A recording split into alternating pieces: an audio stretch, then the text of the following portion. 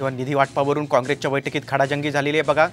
निधी वाटपात काँग्रेसच्या 4 आमदारांना झुकतं माप देण्यात आल्याचं समोर आलंय। विजय वडेट्टीवार जे विरोधी पक्षनेते आहेत, माजी मुख्यमंत्री अशोक चव्हाण आहेत, बाळासाहेब थोरात आणि नाना पटोले जे प्रदेशाध्यक्ष आहेत यांना निधी वाटपात झुकतं माप दिल्याची माहिती आहे।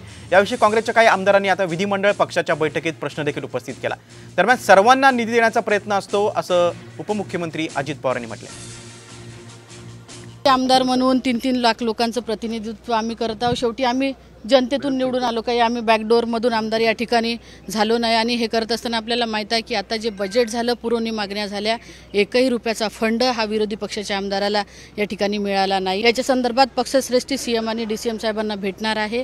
त्यांना भेटून जर का आम्हाला नक्की त्या ठिकाणी निधी मिळाला तर ठीक, नाहीतर ज्या पद्धतीने या सरकारनं आमच्या विकास कामावरती स्थगिती आणली होती, आम्ही कोर्टात याचिका दाखल केली, तिथं आम्हाला न्याय मिळाला, त्याच पद्धतीची याचिका याच्यानंतर जर न्याय मिळाला नाही तर आम्ही दाखल करू।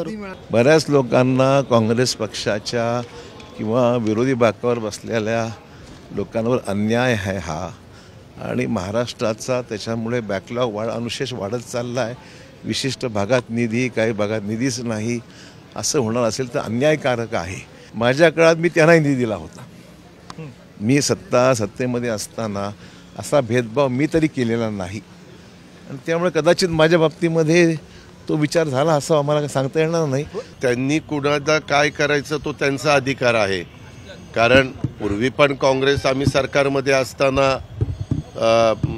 सरकार चालवलेली आहे। हे काय आजचं काम नाही, हे वर्षानुवर्ष चालत आलेली गोष्टी आहेत आणि साधारण सगळ्यांनाच देण्याचा प्रयत्न केला जातो।